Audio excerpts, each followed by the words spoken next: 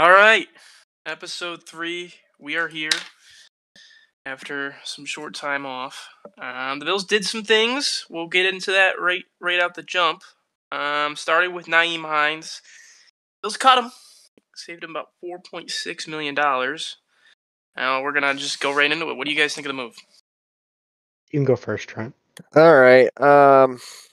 Well, I'll just say this. I went to the Patriots game after the DeMar incident.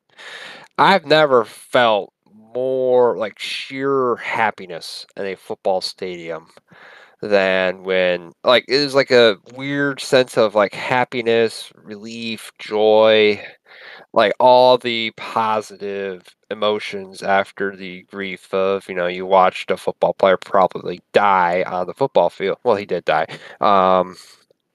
But the biggest thing is that at this point, the Buffalo Bills probably do not need to be paying that much for what essentially was just a kick returner. They didn't play him on offense. I mean, we never know because he got hurt. So it's hard to tell if he would have ended up being some for the Bills. But, if he comes back on the cheap, which I think he could. I mean, I don't know what his market's going to be, but if he comes back, I'm sure they'd welcome him back, but just not on the contract he had. Yeah. What do you think, Mike? I agree with everything Trent just said, but I don't think he ends up coming back. I mean, I don't know. I don't really see him being rostered, to be honest with you. Maybe like a mid-season guy for a team that can use like a receiving back or a returner, but yeah, I just don't see it. Yeah, I mean, I agree with you both. It seemed like the writing was on the wall after the James Cook breakout. Like, there's a lot of redundancy there. Like, if you're gonna play Hines, let's say, and you're gonna have him on your roster, you're not gonna pay him that money just to be a kick returner. You're gonna pay him to be a running back, and he does a lot of things that James Cook already does. He's a really good receiving back, and he can get the ball in space, whatever. But it doesn't seem like it made sense, and I know a lot of Bills fans liked him. There was, I think, he holds a special place in a lot of Bills fans' heart, for, like you said, for what happened in that game, because it was a special moment. I remember coming into the game, and it was me and a couple of my buddies, and we were like, we weren't even there for the play, and we could just hear the stadium just erupt, and it was just, I get goosebumps thinking about it, man. It's that moment alone. He'll live in infamy in Bill's history. But I just don't think it makes sense to bring him back either, just because he's not what they need. He doesn't. If they're gonna get a kick returner, it's gonna be somebody, I think, younger. I think probably to the draft. Yeah, like probably a receiver. Probably somebody that offers a little bit of a different skill set if you're going to go for a kick returner. So I just don't think he's going to come back. And it does save $4.6 million too. So it's it's like, okay, I could totally work with it. If you're looking at the end of the day and you're trying to figure out, I mean, we'll get into this a little later, but if you're looking at, I can have like AJ Epinesa, or I could have, like line depth or just something, that might be good depth. How much do you value depth over another running back? Which, if we're looking, dollars and donuts here, really you're looking at his value as a backup running back, which Ty Johnson and Damian Harris, don't forget about Damian Harris, both also provide you. So right, and back to my point, it's like, Damian Harris, he's a thumper. He's gonna get you your goal line, touches. He's gonna do that. Naeem Hines, I don't think he does that. He signed a multiple year deal, or wasn't it just one? Damian Harris? He is a free agent this offseason, so I don't see him coming back either. I don't think so either. I think with that injury, it's kind of, they're going to look for something again different. Another guy I don't really see being rostered. Yeah, I could see him being rostered. The only guy I could see if he comes back for vet min. True. Yeah, the only guy I could see coming back is Ty Johnson, just because Joe Brady, he really meshed well into the new offense, and I think Joe Brady's going to want to tap into that a little bit more. And if anything, he's more of just a camp body. He can return too, can he? Yeah, he's fast. He's a good. Yeah. If you want to peg him as your third running back, you could do a hell of a lot worse than Ty Johnson. I'll tell you that right now. we're talking about our third string running back right now. Like, this is going to be a guy who's making dirt cheap in the NFL. So, although Ben, I will say you're not going to find this kind of analysis deep of the Bills roster just anywhere, because we could just spend this time gossiping over the latest dumb thing about Josh Allen, Steph Diggs, but we're going to bring you brass tacks information here. Oh yeah. We're going to talk about every single player. We're going to talk about the Richard Garages, and we're going to talk about the Alec Andersons, which we'll get into later because we're psychotic and we have a problem. So, yeah, that brings me to our next topic, which is Ryan Bates, who was just as of yesterday, I think, traded to the Bears for a 5th-round pick. And that puts the Bills to 11 draft picks, and it sacrifices a little bit of the interior depth they have. So I'll go to Mike first. What do you think of the move Brandon Beane did by sending him to the Windy City? I don't hate it. Honestly, I really like it for the Bears. I feel like that was a really smart move for them, because when he played, he was really solid. But it's a 5th-round pick. I mean, unless you're really planning on making a move up, it's really just going to be like a guy, like another depth piece. We essentially moved a depth piece for a younger depth piece, which is okay. Well, there's two ways we would look at this here. First of all, with Ryan Bates, what you're looking at here, last year, remember, the Bears were after him heavily, and the Bills won the bidding war for him. And then this year, I'm going to take a guess. Ryan Bates played 35 snaps this year. I'm going to be willing to bet he went to Brandon Beane and asked, to be moved, because it's only like 1.6 mil in cap savings. If you're looking for cap savings, there's better places to do it than trading Ryan Bates for ultimately a 5th-round pick, which I don't think that 5th-round pick is going to be picked by the Buffalo Bills. I think that'll be picked by another team who the Bills trade with, because if there's one thing we learned from Brandon Beane, he does not just sit on his hands and pick every pick in the draft. Like, he will move up and down the board. I'd be willing to bet this is probably a piece that moves him from 28 to wherever he needs to go to pick whatever player he wants to pick. Yeah, I would agree that Beane might be the most aggressive trader in the draft, just because if he wants a guy and he sees him, he's going to go get him. Last year it was Kincaid. The year before, unfortunately, it was Kaiir Elam. But, when he likes a guy and their scouts and their staff believes in a guy, they're going to go get him.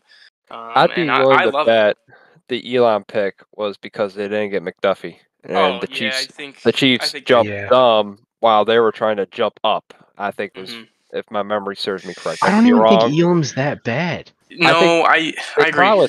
The problem with Elam really is that when you look at what the Bills' standard prototype is they want you to consistently be in for the play. Kaiir Elam's problem is that his ceiling is incredibly high. Like, we saw it against the Steelers. Like, his high can be, he makes a great interception, perfect read. His low is he gets burnt like crazy and then just tries to tackle the receiver to make up for it. And gave up 18 yards on a pass interference play. That's not exactly their style, but I think if he can kind of raise up his ceiling to that point, he can be the big difference maker this team needs, and ultimately possibly move Benford up to safety.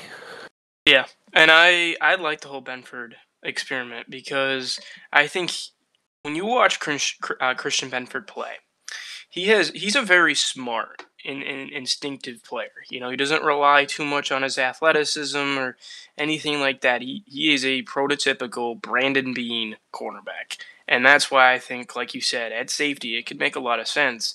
Now, would they be willing to do that? Would they be willing to pay a safety? That remains to be seen. But I think, like you said, Elam, very volatile player.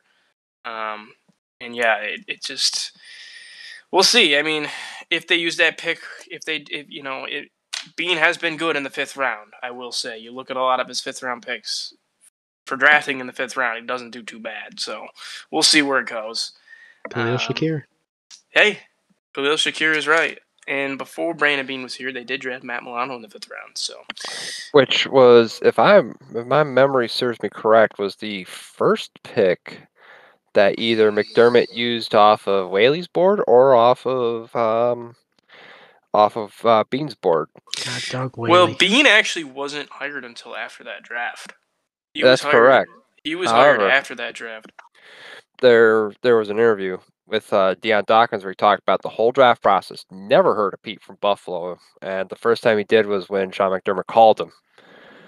He did a lot of work with Carolina, interestingly enough. So take that for coincidence, I think. I mean, yeah, I can see it.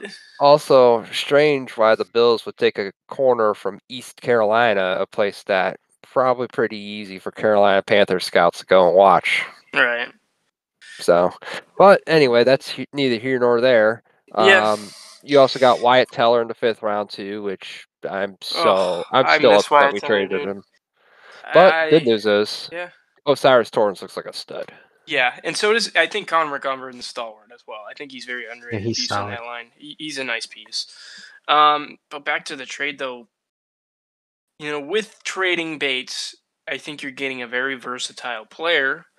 He's a plug and play guard and center, and that holds a lot of value and that holds a lot of weight for a lot of franchises, whether he starts or not. Now, do you think, obviously they probably weren't going to keep him around at the number he was at. Do you think by trading him though for that 5th round pick, do you think they're in danger behind Mitch Morse? Because I don't think that line is going to stay intact for another full season. That's damn near impossible.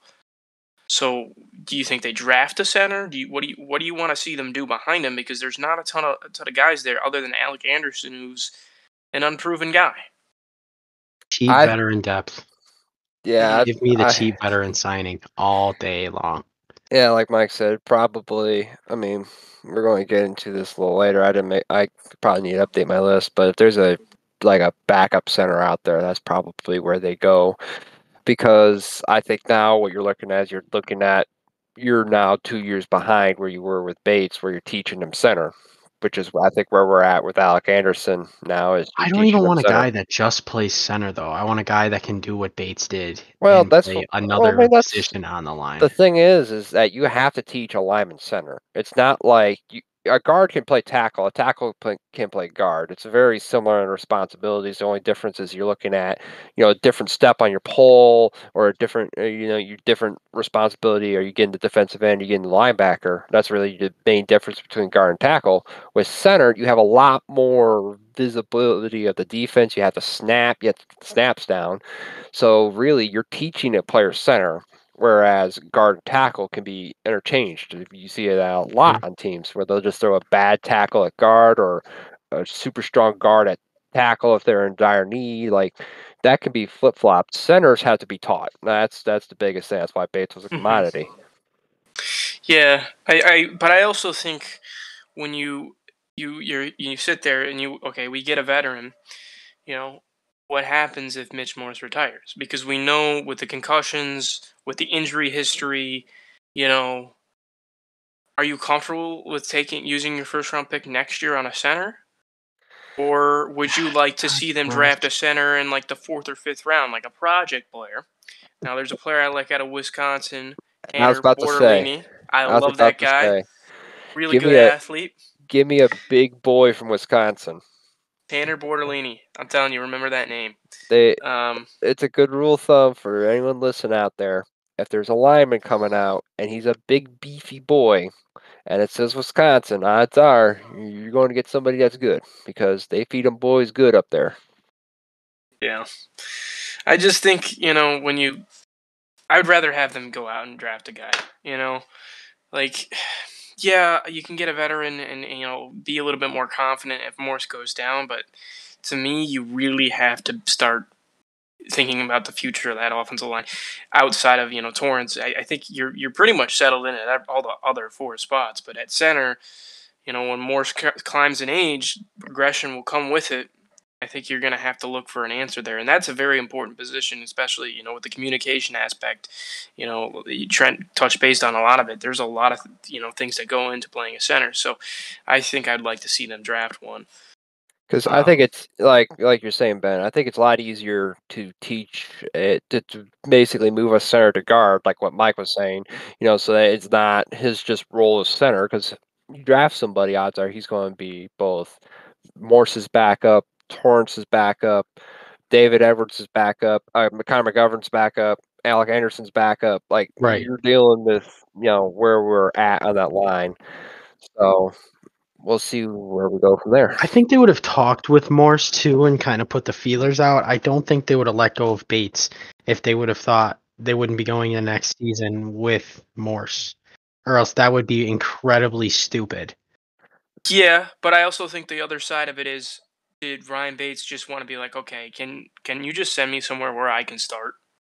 I feel like that's a very real possibility of what happened. But Ryan I feel Bates like if they were getting that vibe from Morse, they would have been like, well, you're the guy. That would be, I agree with Mike, is that if they probably had an answer from Morse that said, hey, I'm going to play for 2 more years. And then you give that answer back to Bates, and Bates goes, nah, I kind of want to prove my mettle. Bears have wanted him for like 3 years now. Might as well send him off to the team that's won him. Yeah, the Bears did offer sheet him in 2022. So they actually, if the Bills matched that offer sheet or didn't match that offer sheet, they would have gotten a lower draft pick. I don't know if it would have been a 6th or a 7th, but you just totally cut out, by the way. Oh, did I? Yes. Okay, so I was basically saying that the Bears offer sheeted him in 2022, and if the Bills decided not to match it back then, they would have gotten less compensation than they would have now. So they ended up actually getting more bang for their buck in terms of an asset. So, I think it's a fine trade for both teams. It's a win-win. The Bears needed a center. Lucas Patrick wasn't good for them this year. It's a nice piece to build around Caleb Williams, who I think is going to be their starting quarterback. And we'll see where it goes. It could be one of those trades where I don't think it'll be like a Wyatt Teller, but it could be a trade where it's like, okay, 2-3 years down the line, the Bears got a starting center and we don't.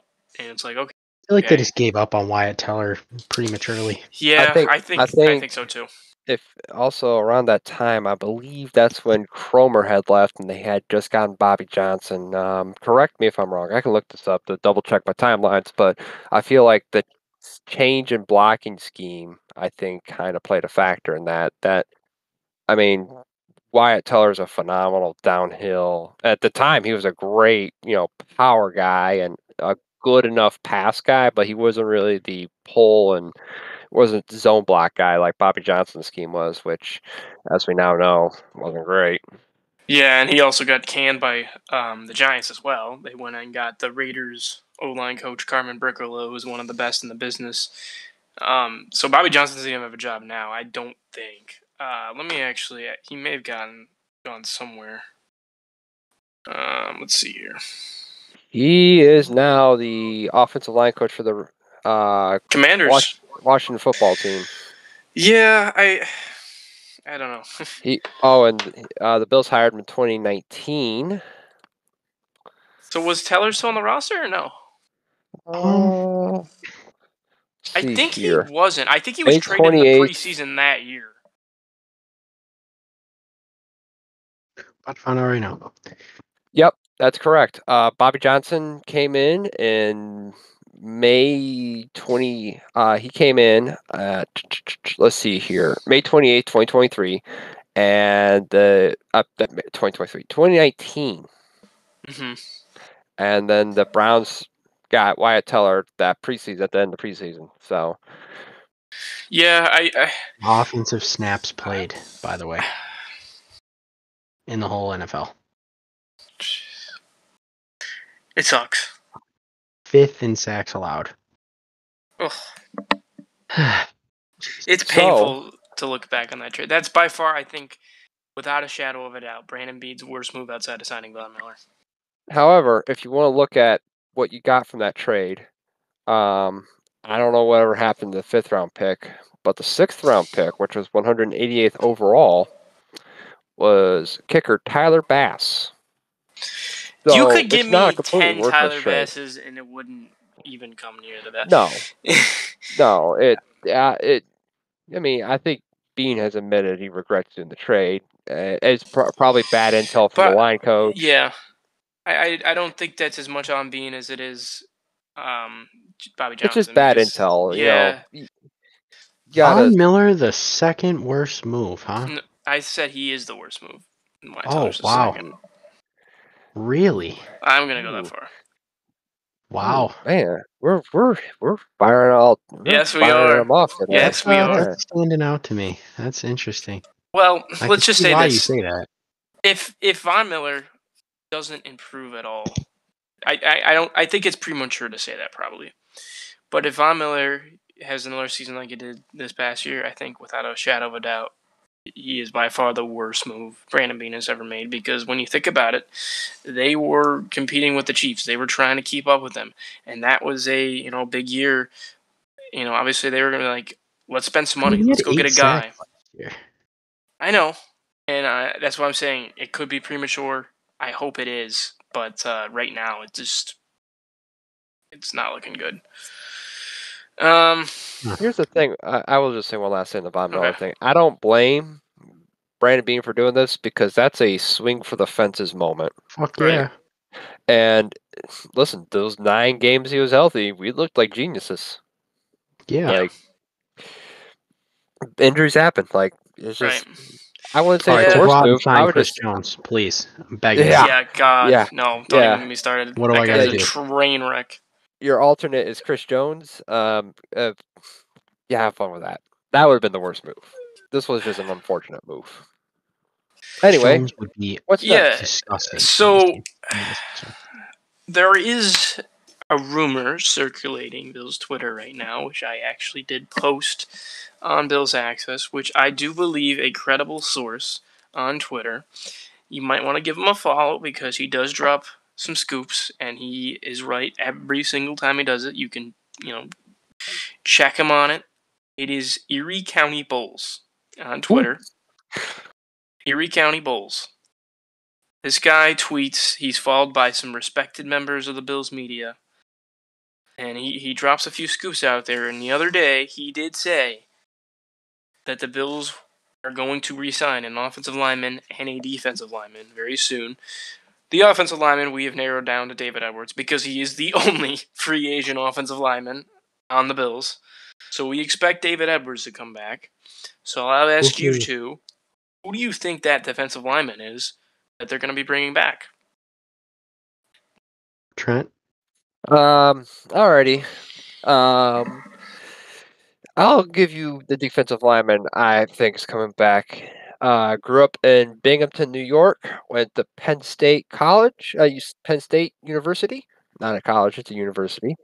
Daquan Jones. I think he comes back on another 1 to 2 year deal and runs it back because, quite frankly, I don't know who would want him other than the Bills.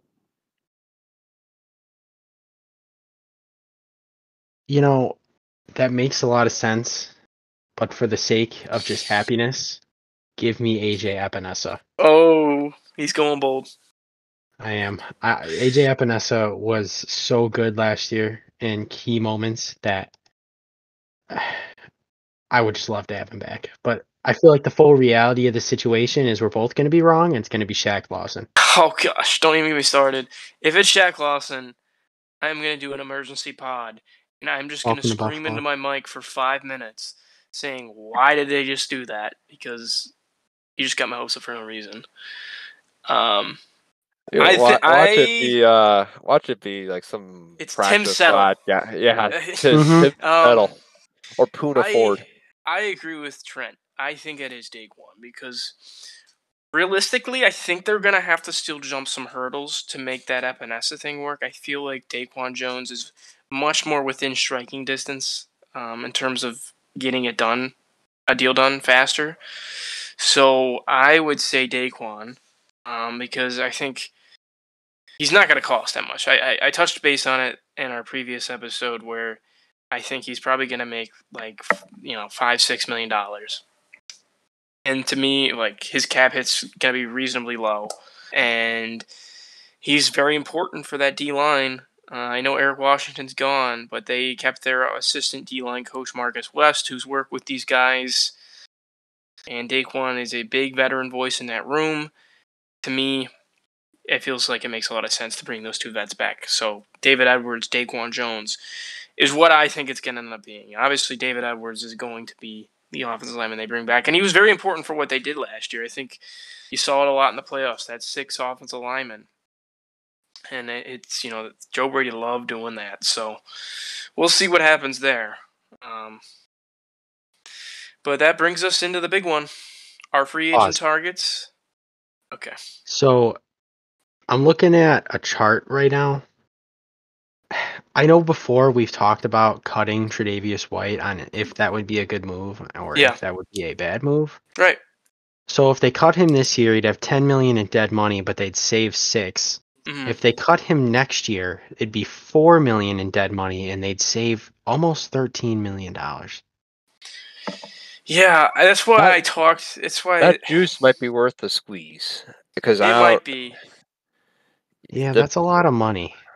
If you ask yourself right now, given the Bills' current cap situation, because they're going to have to, juggle a little bit and structure and shuffle some contracts around, do you think it's worth taking that $6 million, using that $6 million for this season, or is it worth using?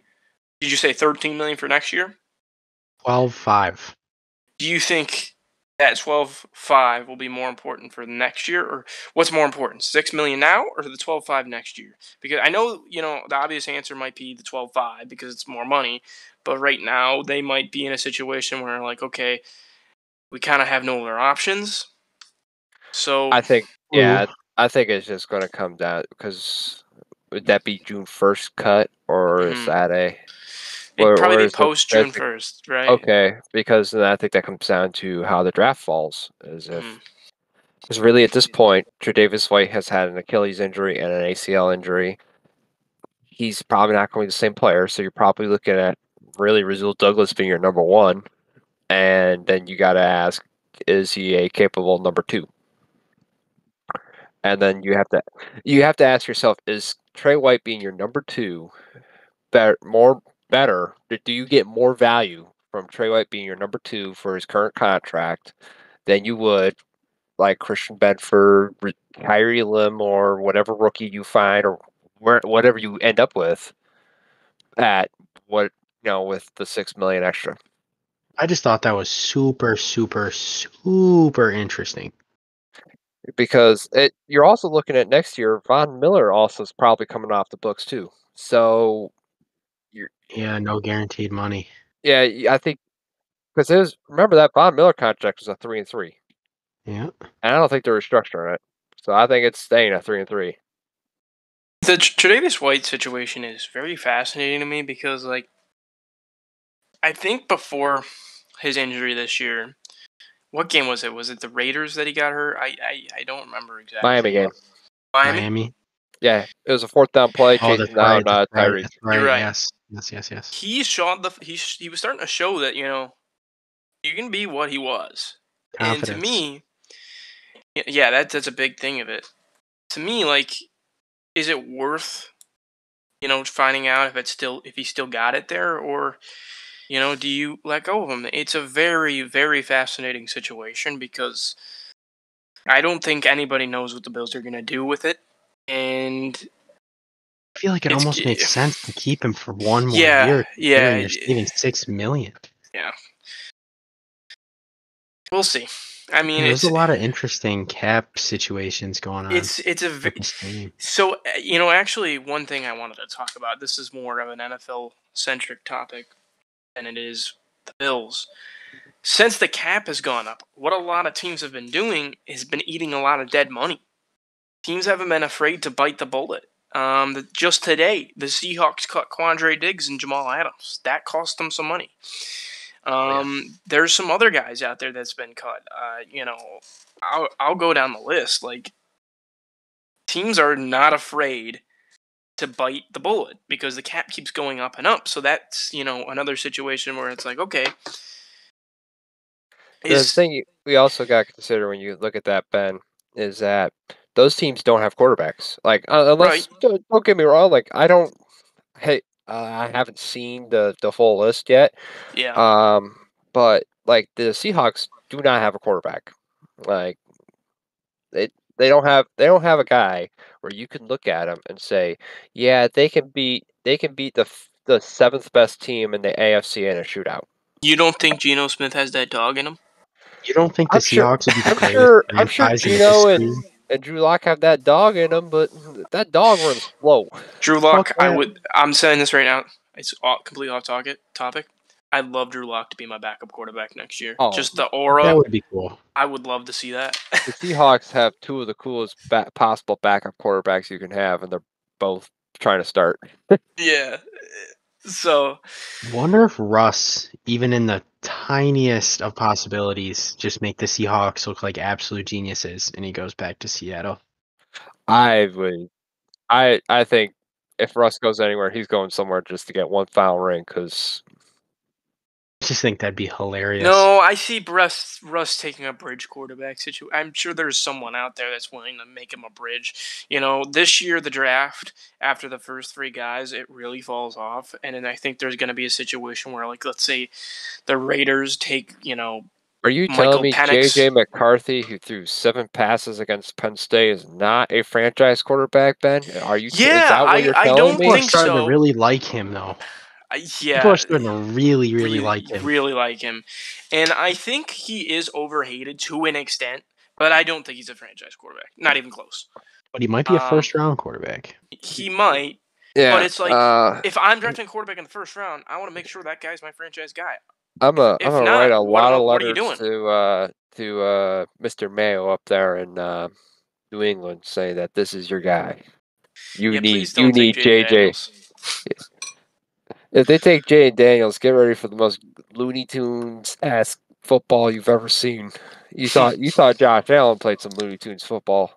I've never seen more goofy ass fumbles and runs from a quarterback ever. Like, Drake May is the first Josh Allen inspired quarterback. Like, grew up watching Josh Allen.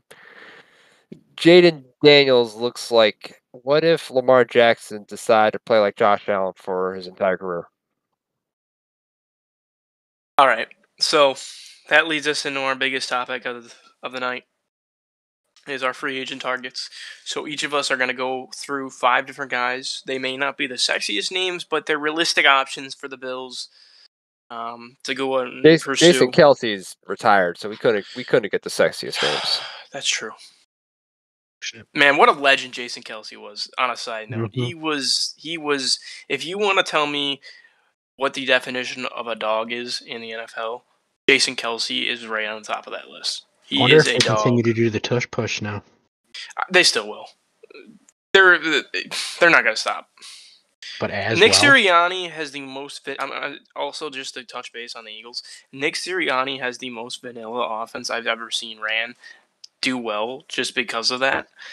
It's not a good offense schematically or just really at all. That might be more so on the quarterback. It might be, but it's also like. But hey, huge step back after ESPN. I went on ESPN, and all they told me was Jalen Hurts is a winner. He just wins. I don't like that whole. Why didn't the Eagles just call the win play? They should have just done that. Just 1-2 wouldn't have replaced him in the national championship game. Are they stupid? They should have just called the win play. Anyway, we got a segment to get to. We're never going to get to it. We're not going to. We've run into roadblock after roadblock. So basically what I was saying is we're going to go over 5 free agent targets. We're going to go one by one. It can be anybody on your list, but we'll break them down and give you guys basically our analysis and why we think they're going to sign with the Bills. So I'm going to actually start with Mike. Give me a name on your list and tell us about him. Okay, this is going to be, I feel like somewhat random, but I feel like it'd be a perfect depth fit for the Bills, especially if they draft someone. Darnell Mooney. Oh, you bastard. I had him on my list. Darnell Mooney, I feel like, would just be the perfect Gabe Davis replacement, whether they draft a receiver or not. He's fast. He could, the deep ball. It just feels like a match made in heaven. To touch base on that, so there was a stat. Now, this stat basically measures how good receivers are at separating versus man coverage, and it sorted out all the free agent receivers and basically said, where are they? Darnell Mooney in the NFL at getting open versus man coverage has a 42% rate. You want to know who that's above? A lot of Michael people. Pittman, Calvin Ridley, and Gabe Davis. All He ran receivers a were going to get paid 4.340. big money in free agency. Man, to me, it feels like Darnell Mooney's going to sign with the Chiefs, and I'm going to be livid when they do. Darnell Do Mooney's something going to like end up that. being really good. He Really, is. really, really good. He has never had consistent quarterback play in his entire career.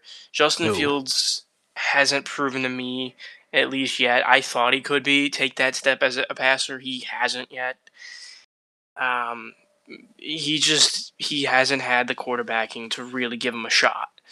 He's And for proven he can me, handle a load too. I mean, he got like yeah, 140 targets in 2021. I think he could. Man, I think, like you said, that could be a dream fit. That was a name on my list, actually.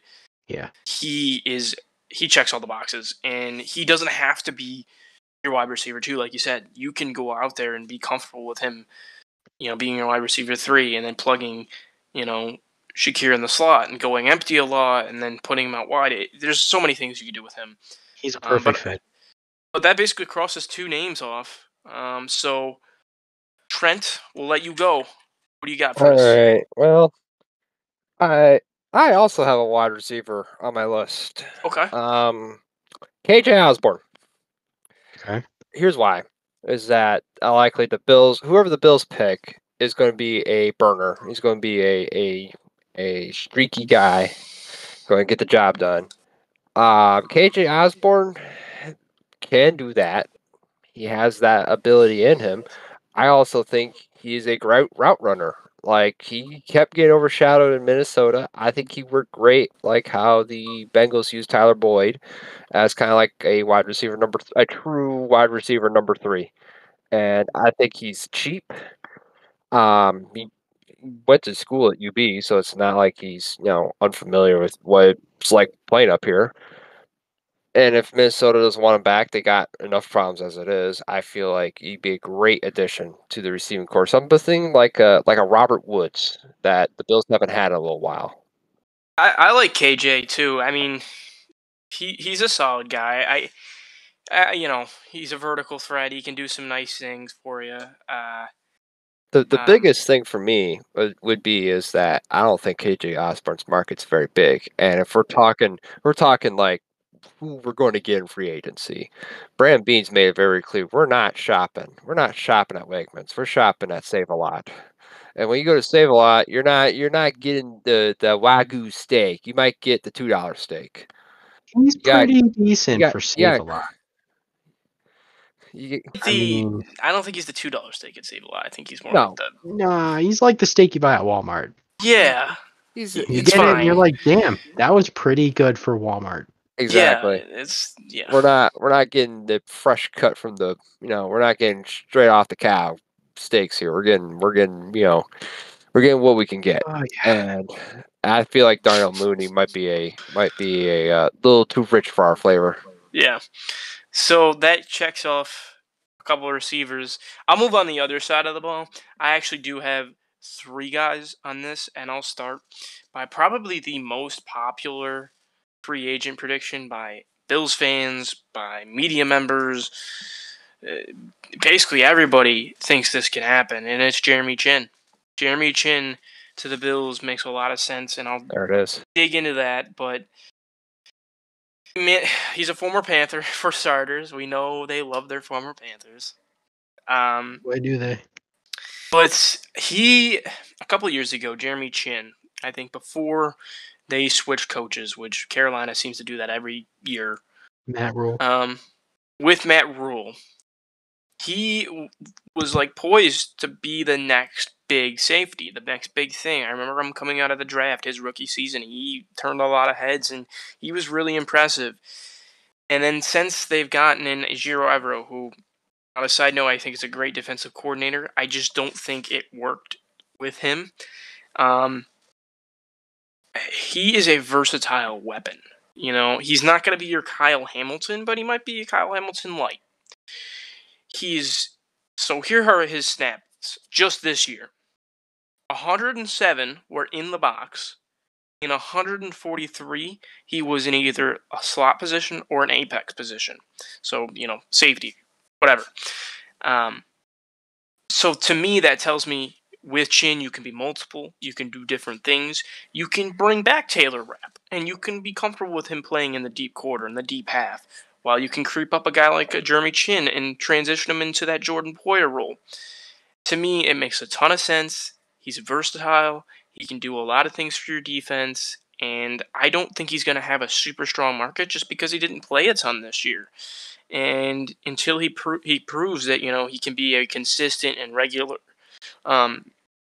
mainstay on a defense, he's not going to get paid until then. So I love me some Jeremy Chinn. I don't know what you guys think, but that's a big one for me.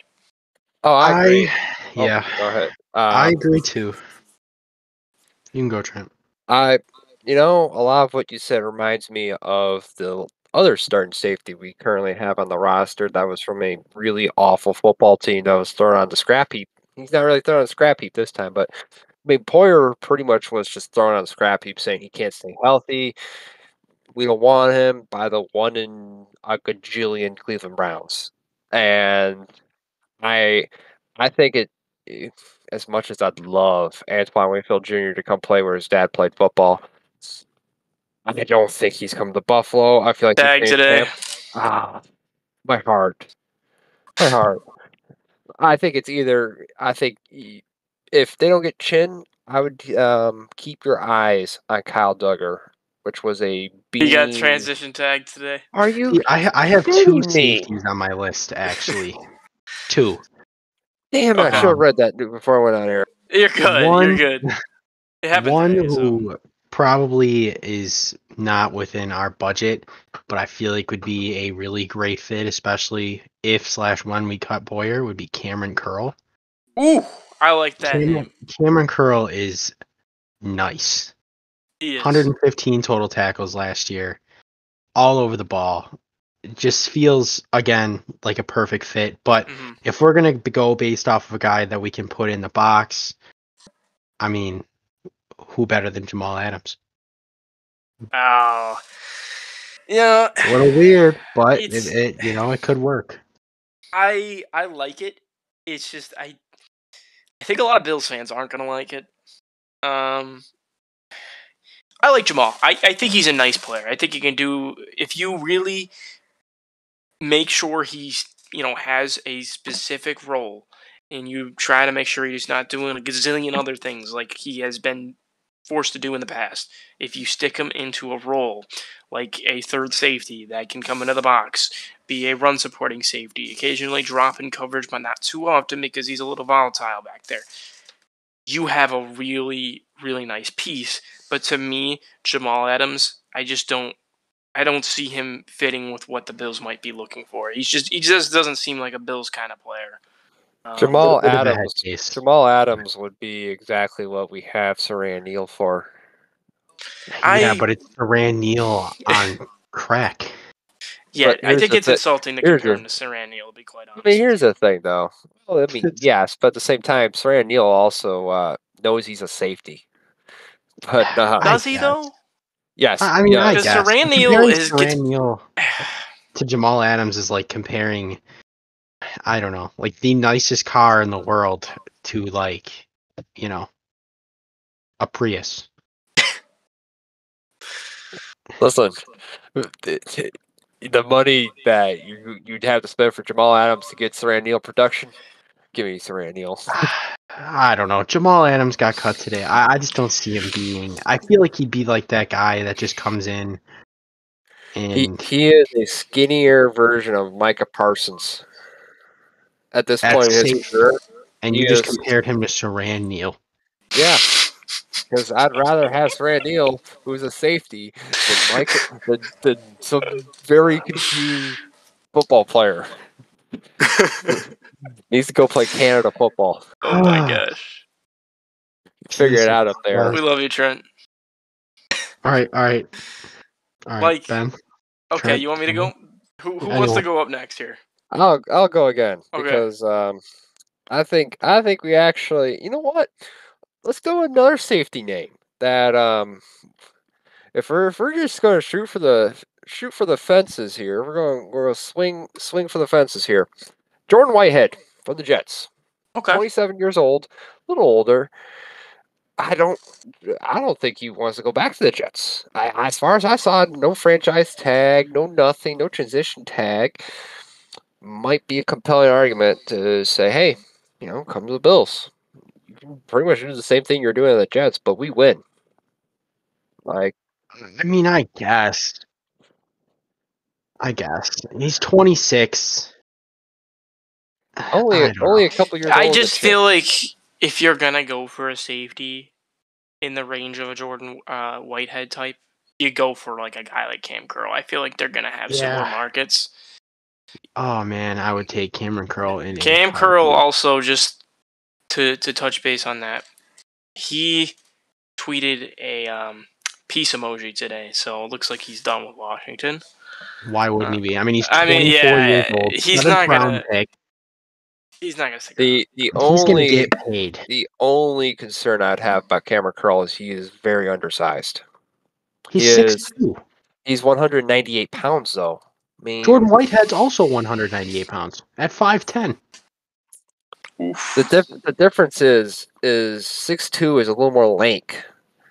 Like, that's fine for a wide receiver, but he has to make tackles. He has to hit. That's a slight. It's the same thing with Devontae Smith for me. Is how long can you withstand that? Because you are supposed to be the hammer, not the nail.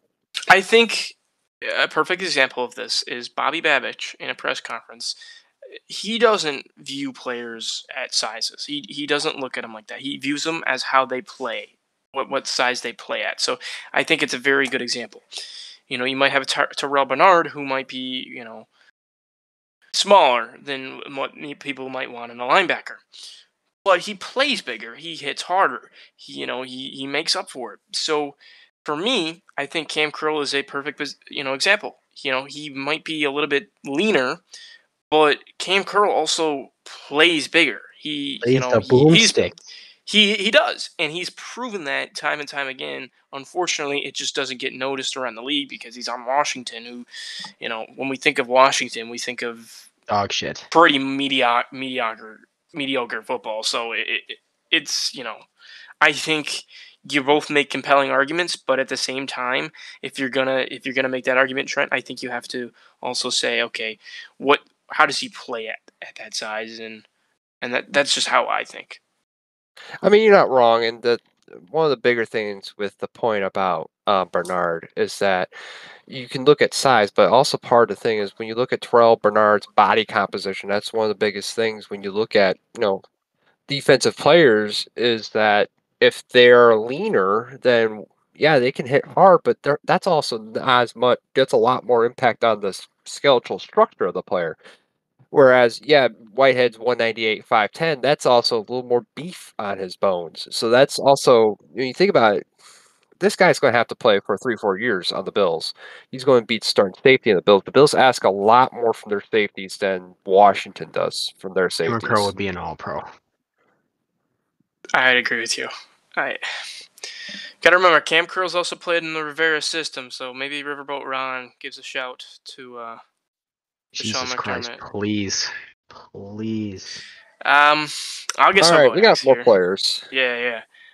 These are a couple under the radar guys that not everybody might know about, and like I said at the beginning, these aren't sexy names. The Bills aren't in the market for the Michael Pittmans. I know he got tagged, but just to give an example, they're not in that range. It's unrealistic, and I've seen people throw comments around the Instagram being like, "Oh, why don't we go for so and so?"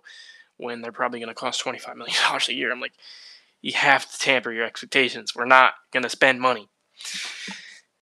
There's a guy in New England for $15 million a year. No, to be honest. I don't even think we're probably going to get a guy. I think the most we're probably going to spend is $10 million a year, and I think it's going to be on a guy like Epinesa. Yeah. My next few guys are probably a lot cheap. Well, a couple of them, at least. I think this is an interesting name that he played for New England last year, and his name is Anfernee Jennings. He, a lot of people around, they respected, analysts and Twitter scouts, whatever you want to call them, have pointed this guy out to be one of the under the radar free agents because of his ability to stop the run, and I think that is extremely valuable for the Bills right now. They are a rotational group. They need guys who can come in there, snuff out the run, and that's kind of what Shaq Lawson did. But here with Jennings, you can get younger and you can get significantly better for somebody who probably is not going to cost you a ton. For example, Anthony Jennings had an 11% run stop rate, which was one of the highest in PFF history. He was really good against the run. He was disciplined. And you know how Bill Belichick teaches his guys, whether you believe in Bill Belichick as coach or not, he knows how to get the most out of his defensive players, and Anthony Jennings is a perfect example.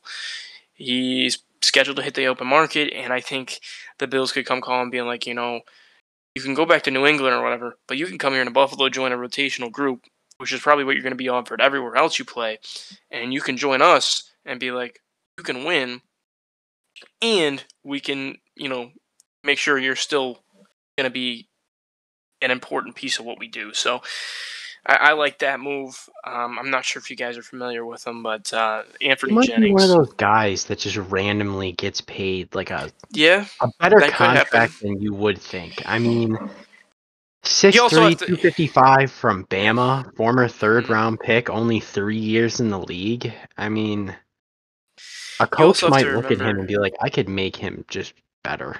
Yeah, you also have to remember, GMs are going to obviously be way more, in the know about these guys than us, Especially if they have more information. Run. Yeah. That's huge. A lot of GMs are going to value that, and I think believe it or not, a lot of teams use PFF's data. Their raw data, their grades are one thing. I think we can all agree that their grades are misleading as hell, but their raw data, I think you can't question it. I think there's a lot of raw data on PFF that is very informative. So that's what helped me into putting him in the list. So I'll let someone else go next. I took up too much of the.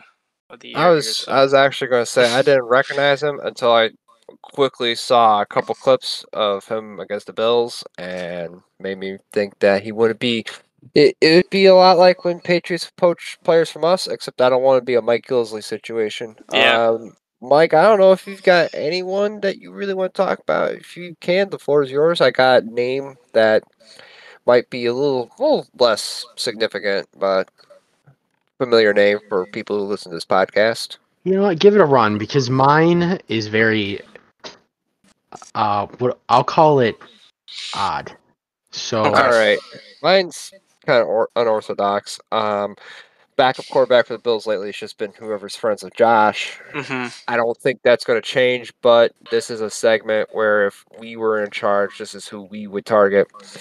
I would go with Mike White, backup quarterback for the Bills, because Mike White is an absolute dog. There's a lot of dog in him. And I would feel very safe that if we had to survive for 2 to 3 games, Mike White could go to one of those games. I'd agree. I agree too. I think that's a smart. Yeah, that's smart. Yeah, I like Mike White too because I don't think there's gonna be a super strong market to begin with for backup quarterbacks. But Mike White, he has proven that he can hold an offense down for a few games, and then I think with the Jets, you kind of saw a little bit of the Cinderella run wear off towarth the tail end of his time there, and it kind of. I don't know why they didn't prioritize bringing him back. By wear off, you mean when Matt Milano snapped him in 2? Yeah, that contributes to it for sure. But it's like he did beat the Joe Burrow Bengals, and he in a shootout. So with the New York Jets, I don't think people can underestimate that enough. He is a dog, and he went to Miami last year in a vertical passing offense. And even in the Broncos game, he was just throwing back, dropping dimes against what I saw the worst defensive performance of my life. But still, I think he like you said, he is a dog. He checks a lot of the boxes. But it depends on what you're looking for in a backup quarterback. Are you looking for the dog, or are you looking for a guy who's just going to come in there and not turn the ball over? So we'll see. I mean, I'm not going to lie to you. All right. This team's never worried about turning the damn ball over, so. True. Whoa. We turn the ball over a lot, so. That's why they said they don't worry about it. Oh, okay. I misunderstood. Let that sucker fly. Yeah. I can't believe I'm about to follow up Mike White with this name. I really can't. Okay. I really Please drop it. Please drop it. Please drop it. Okay. No. So listen. So we were talking about running backs earlier. All right. Oh boy. And for some reason, this just feels like this duo with James Cook could be really nice. And I feel like he'd be pretty cheap because there's going to be 7 trillion running backs on the open market. Okay. DeAndre Swift. DeAndre Swift. Yep. I like it. I mean, let's hear it. What do you got? What do you got to say about it? I just feel like DeAndre Swift would be a really good complement to James Cook. You know, I mean, he obviously is really good in the receiving game. He had 1,000 rushing yards last year, and just not old enough of a veteran presence for it to be Billsy, but still a solid veteran who's been in a couple teams, who's had some success, and has proven that, you know, even if James Cook gets hurt or if you want to just have an elite tandem, he can do that. I mean, Jamal Adams led the league in rushing touchdowns while DeAndre Swift goes there. Yeah. So. Yeah, I like it. I just think in DeAndre's case, I think there's probably going to be a more appealing opportunity elsewhere. You know, if you're DeAndre Swift and you're going to ask him, you know how these running backs are. They're going to really only be able to cash in once or twice in their career, and it's not even going to be as much as other positions. Do you want to go to a situation, essentially, where you're going to go to another contender? He was traded last offseason, but we viewed the Eagles as his top Super Bowl contender back then. I don't know if I view him in the same light again, but you essentially say you want to go to another contender. You're not going to be promised to start, and you're also, going to Buffalo. And I think a lot of players in the league, now I don't agree with it, but I think a lot of players in the league are just naturally, don't like Buffalo. And I think he could be one of those guys. I like Josh Allen, though. Yeah, that's true. But I think DeAndre Swift, he just gives me those vibes as one of those guys that just doesn't like Buffalo. I mean, the man played in Detroit for most of his career. I feel not like by choice, though. Like he's gonna get his first chance to go pick where he wants to play. You think he's gonna stay? Is he though? I mean, just to drop some names, you got Saquon, Eckler, Derrick Henry, Tony Pollard. Like, you got elite guys out there. You know, he was a Pro Bowler last year, 1,000-yard rusher. That's great. Yeah. You got guys who have been the creme de la creme to the position for the last 4 years. Yeah. I mean, it's nice he got. Might be cheaper. It's nice he's got a Pro Bowl. Josh Allen decided to play golf instead of go pro bowling. So I mean, he's a nice running back. I mean, it's possible he signs with the Bills, but I think it's I wouldn't hate Eckler either. Now that I say it. Yeah, but to me, Eckler just does a lot of same stuff that Cook does. I feel like if the Bills sign in between Austin the Eckler, tackles, Eckler's not great. I'll be honest with you, Mike. If we signed Austin Eckler about week 6, we'd all be yelling at us about how much we hate him. So maybe, maybe. I'm actually going to follow it up. I feel like Mike Tolbert again. I'm going to follow it up with another running back. I threw this out there. It's like a grenade, and I ran away because a lot of people don't like him. But if you really look at the numbers and you really look at the tape, he is a solid player, and he serves a purpose. Ezekiel Elliott. I think Zeke could be the situation where they go after. Now I'm thinking realistically, are the Bills going to get a DeAndre Swift? Are they going to get one of those guys? To me, Zeke falls in the criteria that they usually look for. And he's a power back. He can pass block. He can catch. And as your as your second running back, like, that's perfect. And it's what they kind of wanted out of Leonard Fournette, but it couldn't work. They couldn't make it work. They tried it with Latavius Murray, power back, can catch the ball occasionally, can pass block. They want that as their running back too. They've made that very clear. Zeke, to me, checks all those boxes, and he proved last year when Ramondre Stevenson went down, he's still a very solid back. Now, he's not great. He's not anything special, but I think as your running back, too, you could do a lot worse. And I like Zeke because I don't think, like you mentioned, there's going to be a lot of good running backs out there. I don't think Zeke's going to get paid that much. And Buffalo will come knock and be like, do you want to play behind James Cook and try to get a ring? And I think that's a very appealing landing spot for Zeke. Not only for him, but for the team. The biggest thing is you could tell me any running back's name at this point. You could tell me Saquon Barkley unless it's you got a time machine and you bring back Thurman Thomas. I don't want a free agent running back. I truly do not care who it is. You can draft a running back. The Bills showed it. They plucked Ty Johnson off of the Jets. They literally plucked him off their scrap heap. Like the Jets thought Dalvin Cook was better than Ty Johnson, and Ty Johnson came into this offense and performed. So right.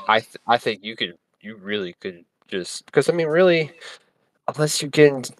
Really, I think at this point with football, with the NFL, the way the landscape is that there are more running backs in college you can get for 4 years and throw them away than there are running backs that are worth the price that you'd have to pay for them.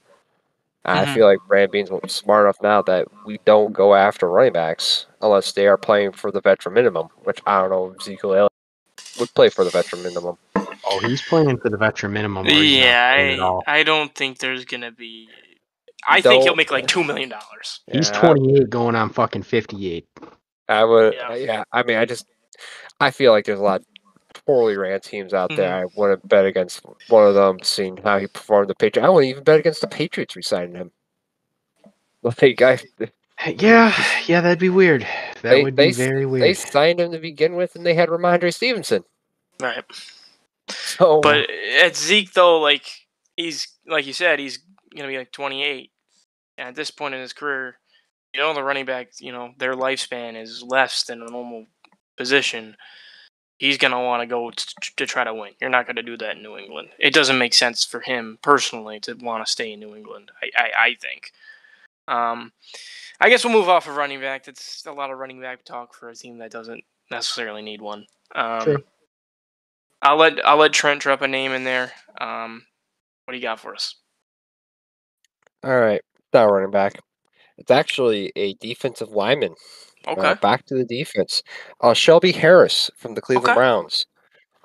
Aging defensive tackle that if we don't get Daquan back, I would love Shelby Harris as a rotational D tackle. Just another big body in there. Something. I mean, here's part of the thing is I truly think Daquan will be back because right now the Bills only have one defensive tackle on contract. Right. So they're going to get some D tackle somewhere. I would, if this could be with or without Daquan, that Shelby Harris would be a nice little addition because little birdie on my shoulder told me that this might be the end of Jordan Phillips. So if you're looking at that, who knows if they're going to bring back Poona or Tim. So you're really looking at you're going to have to find some more big bodies. Right. Yeah, I'm all good on Punani Ford. I'm pretty much good on anybody not named Ed Oliver or Daquan Jones. And I think everybody else is as well because, I actually will, if you don't mind, Mike, I'm going to just go into my next guy here to just finish up this topic because he's also a defensive tackle. It's Javon Kinlaw.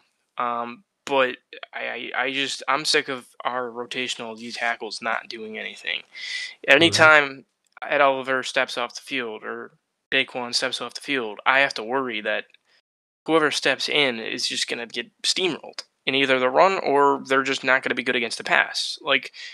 To me, go out and get some quality depth behind these guys. And I know they've tried, but keep just throwing darts at the dartboard in hopes that one sticks and you can find some quality depth for a season where you can give Ed a playoff or two because he's a great talent. And I think he can be even better if you give him a smaller workload when you can put out a different guy out there. And we know how much they love rotating their D-line, which leads me to Kinlaw, who he had 31 pressures this year. He's a great athlete. And, he's not good against a run, but he's exactly what you need. He can come in and help out an Ed Oliver on passing downs, or if he needs a breather, that is the perfect guy you want to target. And I'm not going to spend too much time talking about him because it's a D tackle, it's a backup, it's a rotational player, but I think that's a need they need to address this offseason. All this talk, and we're gonna end up signing just the weirdest names. Yeah. Like OBJ. Don't even get me started. I do not want that. Please don't do that. Please don't do that. About a year ago, I would have been thrilled with that, but yeah, me too. Now he's a poop stain, but he's gonna be a Bill. Jadeveon Clowney, Bill. No. Jadeveon Clowney would be really good. I had him on my list, actually, to be honest. You want to get into it? Because Jadeveon Clowney had a very underrated year with Baltimore. And I know they had a deep group, and, it's hard to pay attention to one guy on that group because their line is so deep. But, give us a reason. Totally stands out, though, or he's a ghost. I mean, it is such sink or swim with him. The guy is either an absolute machine that looks unstoppable, or you're just like, why is he playing? Mm-hmm. Yeah, I mean, 9.5 sacks last year with the Ravens. I feel like that's going to fetch a multi-year deal somewhere. It has to. I mean, he has been just wandering around for these last few years. But that would be great. I mean, that would be just like Mooney and just like Cameron Curl, like a great fit. I wouldn't want him as my primary guy opposite of Rousseau, though. You're hoping that's Von Miller. Right. But if you're gonna sign Jadeveon Clowney, and the role I want him in is that tweener. I want him to not be the guy I want him to be like a rotational guy, if anything, because I just, like you said, he's very sink or swim, and I don't want to put all my eggs in that basket. I'd rather put it into an AJ Epinesa and Greg Rousseau and a draft pick kind of basket. Here's another name that could be interesting and probably cheaper than Jadeveon Clowney and fits more of what you just said is Za'Darius Smith. I like Za'Darius Smith. Yeah, the veteran presence, reliable. I mean, has some injury issues in the past. How did he do this year with Cleveland? He had 5.5 sacks. But 31 years old, coming off a 5.5 sack season rather than a 9.5 sack season. Yeah, I think he still can be an 8 sack guy. Like he's like a Leonard. He's like he fits into that Leonard Floyd kind of archetype, where he's like a veteran guy who is coming off of a down year, but he can really, in the right spot, he can turn it back up because in 2022 he had 10 sacks with Minnesota. And he's had he had a great couple years with Green Bay, and obviously he came from Baltimore, so he'd be a nice piece. I think there's a lot of quality edge guys out there. There's a ton. Enough to make you want to consider getting, if you do bring back AJ Epinesa, to consider bringing in another guy, because I feel like Leonard Floyd has done enough to really kind of push them out of their price range. So maybe get a Za'Darius Smith. Trent. So this doesn't. Go ahead. So this has nothing to do with the Bills, but just another name I'm seeing. What do we think happens with Chase Young? Like, do we think he gets a deal, or he's gonna get? I feel like with Chase Young, he's gonna get paid, but I don't think he's gonna get term. I think he's gonna be like another, a 1 year, like $14 like the Ngakoue route. Yeah, that's what I see. I was about to say more so like the Clowney route. Gets a couple years here, a couple years there, 1 year here, 1 year there. We were talking weird names, right? Just off the ball names. I texted a different name to Ben before the Bates trade, and doing some research after I texted that list to Ben, because we discussed this a little bit before. We're talking about weird names, right? just off the ball, wacky. Where the hell did we find this name? I got a name for you. Who? Okay. Connor McGovern. The other Connor McGovern. That's right. We become ungovernable. Oh, jeez. Okay. But here's why. I like the meme value alone. As goofy as that'd be and funny as it possibly could be, That's a t-shirt. He was the center for the Jets last year. He's age 30, just coming off of an injury. Might be a good, vet min 1 year, get healthy, backup type of deal before he goes off to greener pastures. Listen, as much as it'd be really funny, I could have also very realistically could see this happen. Look, the last time he's played for the Broncos and the Jets, maybe he might want a flavor of the success. The last time they sent a center from the Jets, it was Spencer Long, and he was one of the worst centers I've ever seen play football. So I don't want to go down that route again. I mean, they signed Connor McDermott off of the Bills, so. I mean, listen, McDermott's not. You can do. Not it's bad not a anymore. bad swing tackle. It's not bad anymore, but No. I mean, listen, nothing. We talk about bad offensive linemen. I don't know if I knew when Vlad Ducasse was playing on the Bills. Oh, brutal. He was the source of my disgust every single week. You remember the days of Jordan Mills, Ryan Groy, Vlad Ducasse, and Marshall Newhouse. Oh. Marshall Groy, I remember he was supposed to be what we thought Bates was supposed to be. And it turned out he was just big old blubbery guy, couldn't do nothing. Yeah, man, those offensive lines in Josh Allen's rookie year were so bad. Listen, Wyatt Teller was the only good piece to it, and I think they had Deion Dawkins, so I guess they had Deion Dawkins who was trying to, he was getting his footing in the league. He was trying to figure out how to play lineman when you guys to your right are two of the most underrated linemen in football, and Eric Wood and Rich Incognito.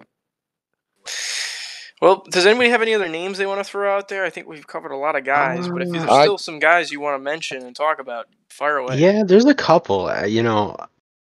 Could I interest you in a Trent Sherfield replacement? Okay. Sure. Mac Hollins. Okay. You're cheap. I like it. Size. I'm nothing against that, but what would he do that Justin Shorter isn't providing you? Okay. You don't know what Justin Shorter provides. Can I just chime in here? The Justin Shorter talk has gotten completely out of control. Shout out to Brother Bill. Completely. I'm sorry. The Justin Shorter thing is blown way out of proportion.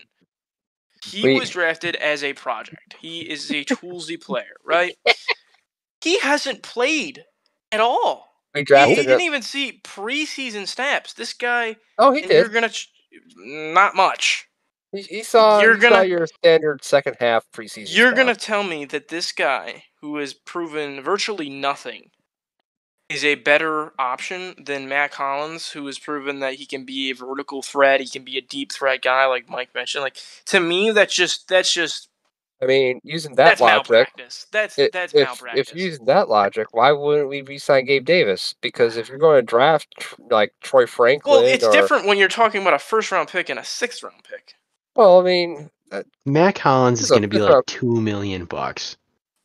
Yeah, if we're talking about saving every single penny, we drafted a guy because he played special teams at Florida. That's why we picked over Puka Nacua. Yeah. Oh my God, we did. Oh my God, we did. Wow. Wow. Okay. Wow. Why'd you have to do that? That's terrible. I didn't even know that. Okay, that's actually fucking awful. Wow. I'm upset. The Bills drafted Shorter over Nacua because Nacua couldn't stay healthy at BYU, which, seeing how he plays, has incredibly stayed healthy this year. Oh, Puka Nacua. Could you imagine him and Josh Allen? So dude. Good. Oh. But God, I love Puka Nacua. He doesn't play special teams, though. I don't care. Puka Nacua is he's just fun. He's just a fun receiver to watch. Cool name. He does a lot of he's a gritty receiver. He gets yards after the catch. He makes sick catches. He's a great route runner. He's way ahead of his running mates. He won me and Ben's fantasy football league for me. So thank you, Puka Nacua. Shout out. Yeah. You know what? Goodbye, Justin Shorter. Off to the break, to the gulag. See you later. Oh my God. Leave. So Yeah. to circle back to Mac Hollins thing, Justin Schroeder's already on the roster to do what Mac Hollins does. So I don't think you go for a guy you already have. Okay. I just don't think you pay double when we probably thinking we the tried exact this same thing damn though thing. with Trent Sherfield. We tried the whole get Yeah. special teams guys. We had somebody there. Just go to your cupboard, see what you got. Because I'm tired of paying for special teams guys for a mediocre special teams. I don't think that's going to change, though. The Bills have always valued special teamers since the day I Brandon know, Beane and but Sean McDermott has entered the door. Whether I'm you agree tired with that or of. not, it's up to you. It's their philosophy, and they're not going to waver from it. And they've proven they haven't. I just think though, if you're looking at wide receivers, why not try the guy you drafted over who ended up being all pro wide receiver because he could play special teams at special teams? I mean, it's a very interesting concept. I just think you go with a proven guy in that scenario. If you're talking to your wide receiver, 4 or 5, it just. But at that point, why wouldn't you just bring back Trent Sherfield? No. Like, because no. Like if we're talking like stacking pennies here, right? We already had him. He's already here. Okay, I'm We gonna already run know this the by offense. you. Hypothetical. You wake up, Uh-huh. you go on Twitter and you Uh-huh. look and see that the Bills re-signed Trent Sherfield, I'm and going back to bed. you look at the reactions you'll get from that. Yeah. It would not be pretty. I mean, he telling you had right that now. sick touchdown catch, but everything else was Truly, just. truly, Ugh. it's just like, hey, at this point, right? Like when we're talking like fifth string wide receiver, like why wouldn't we just go with a guy we already have? Trent Sherfield shouldn't be on a roster. No, right? Ooh. He's To be really honest. only good because of his speed. If you take away his speed element, he is a very, very bad receiver. Yeah. Well, I mean, We know So- he has hands issues. He's not a great route runner. He just doesn't do a ton of things well. So I just don't see the reason to bring in another special team. I mean, we didn't bring back Taiwan Johnson. I feel like Taiwan he'd be Jones, my better bad. in My the fault. red zone too. I mean, I don't know. Justin Shorter could end up being really good. Yeah, that's I mean, it's not absolutely absurd. I mean, they're Listen. quite literally there's like an 8-pound difference, and they're a carbon Yeah. copy of each other. But yeah, and I think with Shorter, you can live in a world where you sign a Mac Hollins and you have Shorter, and then just basically say, fight it out in camp. You know, if you want to make it in the NFL, you have to win jobs and you have to prove that you belong on the depth chart. And I think that's what Shorter is going to have to do this offseason. If Mac Hollins signs for the lowest possible contract minimum. year, I'll entertain it. But a penny more than that, I feel like we're wasting money. So let me just throw this scenario at you. It's kind of like it's a 3-step scenario, and I want both of your opinions. Mhm. So, as Ben would say, you wake up the following morning of the draft All right, and post free agency. You draft a receiver in the top 2 rounds. You draft Mac Hollins, and your backup quarterback's Josh Dobbs. How are you feeling? I'd be comfortable. I'd feel fine about that. I'd be surprised if we drafted somebody in the NFL. Yeah, I'd be concerned about the legality of that. That'd be a good pick. 3rd round pick, Josh Dobbs. I would start being very concerned if we could start drafting free agents. But no, I get what you mean. I would just. I mean, I'd probably be excited depending on the wide receiver they pick. There's a UCF receiver that's going to be like 3rd or 4th round pick that looks like a carbon Javon copy. Baker. Yeah, that guy is going to be good. He looks He's gonna like be really a good. carbon copy of Gabe Davis. And if we could draft him, I don't even think Gabe Davis. I think he is going to be better than Gabe Davis. I think he looks really good. To me, he looks like Gabe Davis. And if you got him in the role Gabe Davis had when, it was Stephon Diggs, when it was Emmanuel Sanders or John Brown, when it was Cole Beasley, where he's your deep threat 4th option, I think you would have a lights out offense. I mean, I think that's truly what Gabe Davis's role is a wide receiver 3. that can moonlight as your second wide receiver. There's just a lot of decent players out there that aren't going to cost you that much money. Yeah, and Brandon Beane is going to sign those guys. He's going to bring in competition to camp on these lower veteran minimum deals, these guys that are trying to make something of their careers. I think, example, Matt Breida, he was an example, like a veteran trying to battle it out for a roster spot. Like he likes those kind of guys, and they'll make those moves. So I would like Matt Collins as a wide receiver 4. I think you could do a lot worse. Is there anybody else you guys wanted to throw out there, or is that wrap it up? That's about it. I'm good for me. I feel like we've had our one rant per show already about Matt Collins. We're slowly improving who we rant about. Yeah. True. So we went from a 3rd-string tight end to a 4th-string receiver. So we're making baby steps. Yeah. Quality entertainment. Yes. Before you know it, we'll start debating the value of Alec Anderson versus whoever we draft in the 7th round. Yeah, I think we actually probably will. But yeah, that pretty much covers it. Next week, for free agency on Monday, me and Mike are going to try to see if we can go live. And I know, Trent, you got stuff going on, so depending on when this happens. We could always do like a nighttime. Yeah, and it's also a possibility we'll probably do a recap as well. So day 1 recap, day 2 recap, et cetera, et cetera. That might be more plausible, but keep an eye out for that. But yeah, thank you guys for tuning in to the 4th episode, was it? Is this 3rd or 4th? I think this is third. Number 3. 3rd episode. 3rd episode in the podcast. Appreciate all the support that everybody's showing on TikTok, Instagram,